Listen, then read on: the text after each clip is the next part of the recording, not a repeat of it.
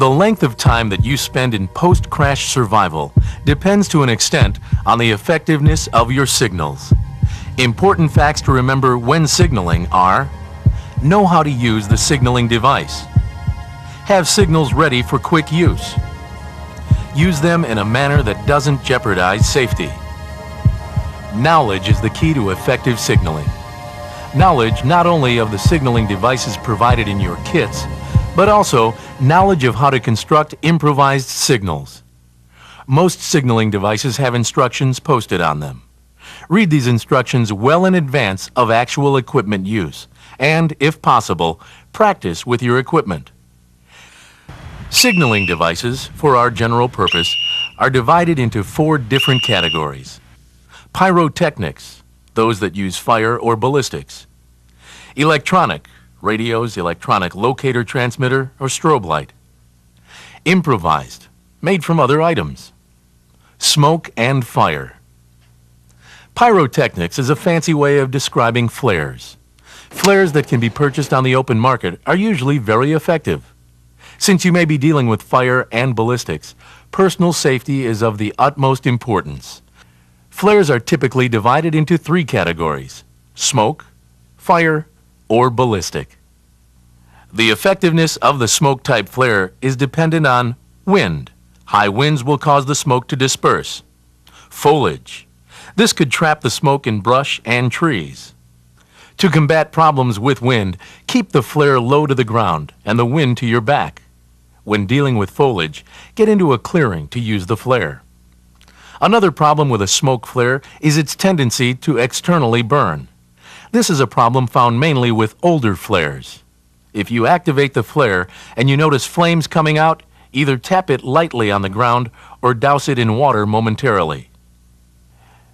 When a fire-type flare is activated, it will burn a bright red flame that extends about 1 foot from the end of the flare and will burn for 8 seconds or more. When using, don't look directly into the flame as it may injure your retina. Keep the flare stationary. If you wave it abruptly, you could shake loose some of the burning material and cause a skin burn.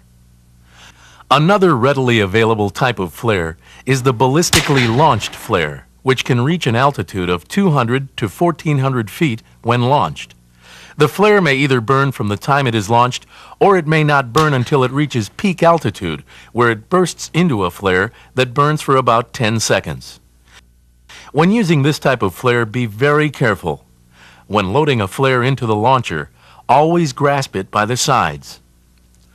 Never pound a flare into the launcher. One of the biggest problems with this type of flare is misfires. If you try to launch a flare and nothing happens, pull down on the trigger mechanism once more. If at this point nothing happens, ensure that the flare is all the way down in the launcher. Try once more to launch the flare. If it does not work, use a new flare. Always keep flares and launcher pointed away from you and others. When firing this flare, take wind speed and direction into consideration. Try to position flares directly overhead. Never fire flares directly at any aircraft or rescue party. The electronic signaling devices found in survival kits and rafts could be the difference in your being a survivor for a few hours or for a few days. Knowing the proper procedures when using these signals will be the main factor in this difference. These devices can broadcast a signal over many miles, but if you don't know how to use them properly, they may be rendered ineffective. ELTs, emergency locator transmitters, may be located in 3 areas: in the aircraft, in the life raft, and in kits. The ELT located on the aircraft is the one that is probably most overlooked. This is an emergency radio transmitter that operates from its own power source on 121.5 megahertz and 243.0 megahertz. It aids in locating downed aircraft by radiating an audio tone 2 to 4 times per second. It should function automatically after a given jolt or impact, as would occur in an accident. The inspection of this ELT is often left up to the maintenance personnel. However, the ELT should be regularly checked by the pilot, either visually or audibly. To visually check the ELT, Select the test mode and check the indicator light. To audibly check the ELT, you must dial the aircraft radio to 121.5 MHz, place the ELT in the test mode, and listen for the swept tone. You are limited to 3 sweep tones, and it needs to be accomplished during the first 5 minutes of any hour. Additionally, it will also be a good idea to tune the radio to 121.5 MHz after hard landings to see if the ELT was accidentally activated. ELTs work in conjunction with the SARSAT, Search and Rescue Satellite System. When the ELT is activated after a forced landing, an omnidirectional swept tone will be broadcast on 121.5 MHz and received by orbiting satellites. The satellites will then relay the signal to a local user terminal. The LUT then processes and pinpoints the signal back to the source. This system can pinpoint your location within 10 nautical miles. A handheld aircraft transceiver is another item that can save your life. It gives you the advantage of two-way communication. When using transceivers, consider the following. Activated ELTs, aircraft or raft ELTs, will override the voice capability, especially when using 121.5 MHz. Line of sight. The signal can be blocked by obstacles, terrain, or foliage. Cone of silence. There is an area at the top of an antenna where a signal cannot be heard. Remember, when using an aircraft radio transmitter, turn off all working ELTs. If an aircraft is approaching and you are attempting to communicate with it, don't point the antenna directly at the aircraft, as this will put the aircraft in the cone of silence. Try transmitting on 2 frequencies. 121.5 MHz is the international distress frequency, and 243.0 MHz is the military guard frequency. If you're not sure of what type aircraft is approaching, try both frequencies to establish communication.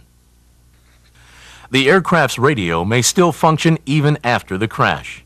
If you are able to get to it, try to see if it can be used, but make sure that you give enough time for the aircraft to cool and eliminate the chance of fire. The strobe light is an electronic device that emits a continuous flashing light. If used in a continuous mode, it will continually flash for about 9 hours. It will be a judgment call either to let it continuously flash or in cycles. The only consideration would be that an aircraft may be able to see the light before you hear the aircraft approaching. But again, this is going to be a judgment call. Another effective signal could be improvised using the aircraft battery with salvageable aircraft lights. However, this is risky because of the fire and chemical hazards of the battery. Be sure the battery is not cracked or leaking. If you find yourself without any signaling devices, you will have to improvise. When improvising, you are taking an item used for one purpose and adapting it to your needs. An improvised signal can be made or taken right out of the kit or salvaged from the aircraft. How you improvise is basically limited by your own imagination. When surveying all your survival resources, have an open mind. If you cannot use a particular item for its intended use it for something you need. The salvageable parts from your aircraft are a virtual treasure chest of survival needs. The signal mirror is considered by many as the most effective signaling device you can carry. Flashes from signal mirrors have been spotted over 25 miles from their source. A signal mirror works best on clear sunny days, but is still effective even on cloudy and overcast days.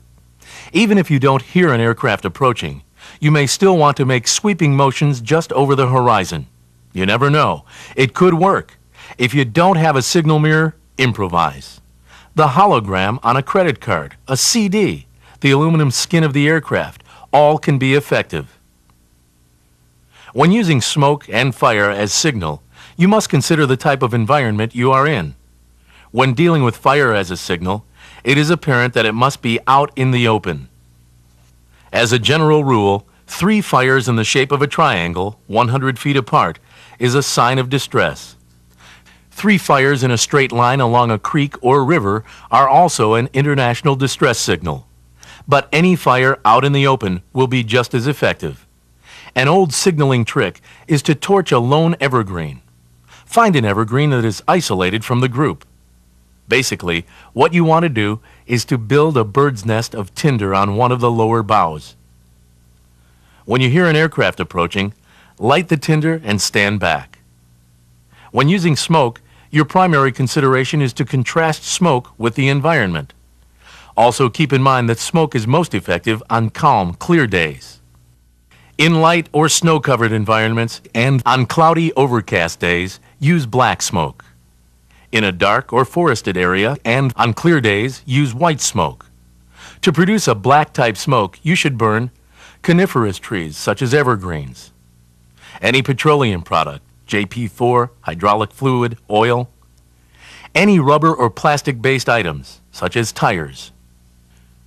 Note, when burning any rubber or petroleum products, keep out of the smoke. It may contain toxic compounds. To produce a white smoke, try burning the following: green wood, green or dry leaves, moss, peat, or ferns. The effectiveness of your smoke will generally depend on how high the smoke can rise. The hotter the fire, the higher the smoke will rise. To further enhance white smoke, you can activate a smoke-generating flare to enhance the signal. It is also possible to communicate a specific message to an aircraft flying overhead without having a two-way radio. The shapes that you make should be designed with a 6-to-1 ratio, preferably 18 feet high by 3 feet wide. When you use a surface-to-air rescue code, keep in mind the acronym CCLAS. C, contrast. It should contrast with the surrounding environment. C, condition. Keep the signal in good repair and keep an eye on weather conditions. L, location. The signal should be able to be seen from 360 degrees. A, angularity. Keep all angles sharp. S, size. The bigger the better. 18 feet by 3 feet minimum. Some helpful hints in construction. 1. Elevate the signal about 3 feet off the ground. Elevation causes the signal to cast a shadow, which makes it more effective. 2. Orient the signal so that it will cast a shadow for most of the day.